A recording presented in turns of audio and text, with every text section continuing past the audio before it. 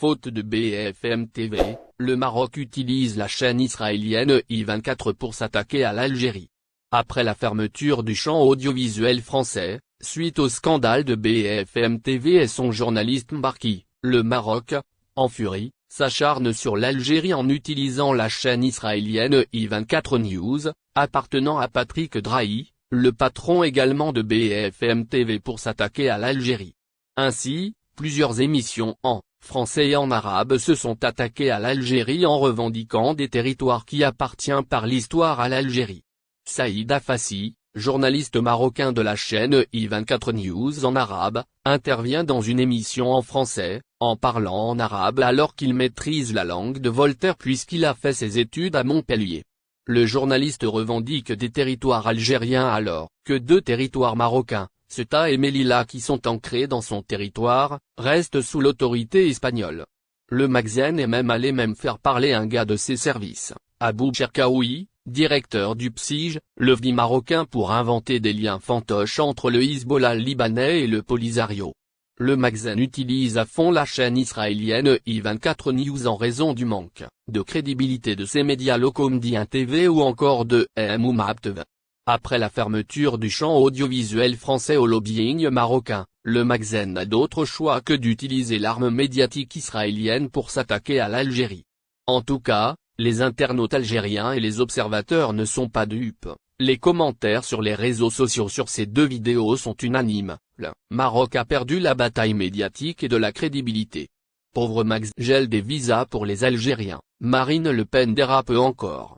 Marine Le Pen s'attaque une nouvelle fois aux Algériens. L'ex-présidente du Rassemblement national appelle cette fois à geler l'octroi des visas pour les Algériens. Rien que ça. La chef de file de l'extrême droite en France a partagé une information non vérifiée faisant état de la suspension par l'Algérie des laissez-passer consulaires. Marine Le Pen a réagi via Twitter à cette rumeur, en exigeant des autorités françaises le gel de l'octroi de visas pour les Algériens. Face au chantage permanent du pouvoir algérien sur la question migratoire, les ronds de jambes diplomatiques d'Emmanuel Macron doivent cesser et la France doit faire preuve d'une fermeté totale en gelant l'octroi des dizaines de milliers de visas accordés à l'Algérie, a écrit l'ancienne candidate à la présidence française. Comme il fallait s'y attendre, Marine Le Pen n'a pas manqué de sauter sur l'occasion pour s'en prendre aux Algériens. Suite à une rumeur au sujet de la suspension par Alger de la délivrance des laissez-passer consulaires avec France, la chef de file de l'extrême droite appelle à des représailles. À l'origine de cette rumeur, une information publiée le 28 février dernier, par le site Africa Intelligence.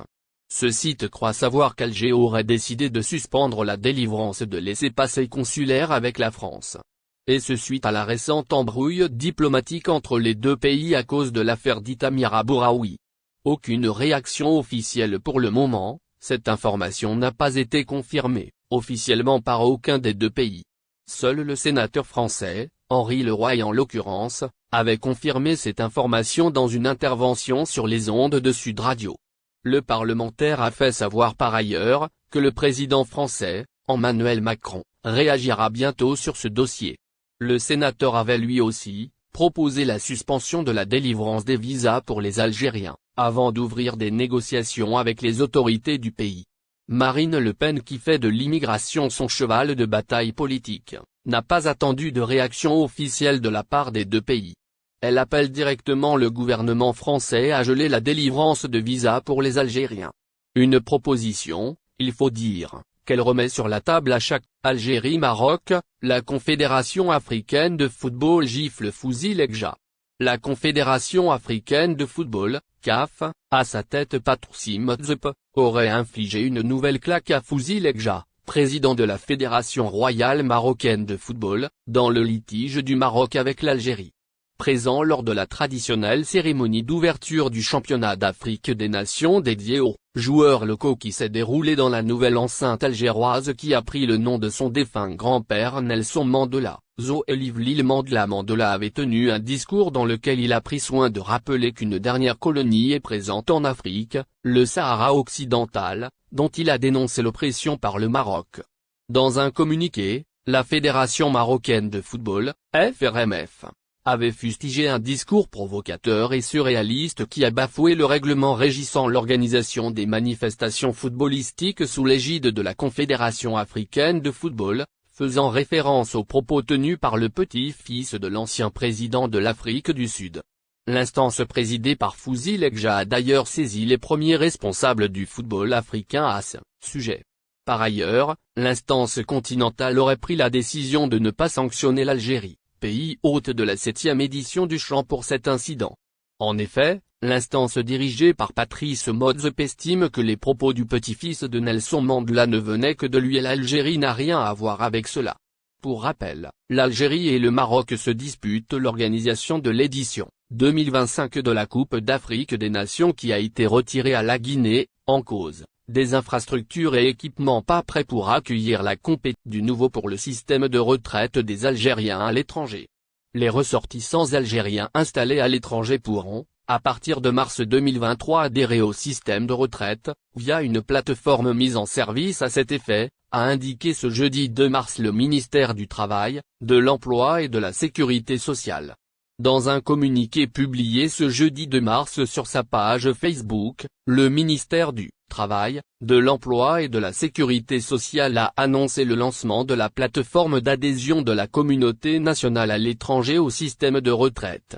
Le ministère du Travail, de l'Emploi et de la Sécurité sociale informe les membres de la communauté algérienne établie à l'étranger désirant adhérer volontairement au système de retraite l'ouverture d'une plateforme électronique à cet effet à partir du 6 mars 2023 via le lien suivant. www.teledéclaration.cna.dz, indique le communiqué. Dans une déclaration à la radio algérienne le 9 janvier dernier, le ministre du Travail, de l'Emploi et de la Sécurité sociale, Youssef Korfa a indiqué que notre communauté peut adhérer volontairement à partir de cette plateforme électronique et s'inscrire au niveau de la Caisse nationale de retraite, CNR, soulignant que l'adhérent au système de retraite bénéficie également de toutes les prestations en nature de la sécurité sociale, notamment la carte Chifat algérien de l'étranger. Conditions et modalités relatives à l'affiliation volontaire au système de retraite. Il convient de rappeler que l'adhésion volontaire au système de retraite s'applique aux Algériens établis à l'étranger exerçant hors du territoire national une activité professionnelle. N'oubliez pas, abonnez-vous à notre chaîne Olive News et activez les notifications pour recevoir nos publications en temps réel.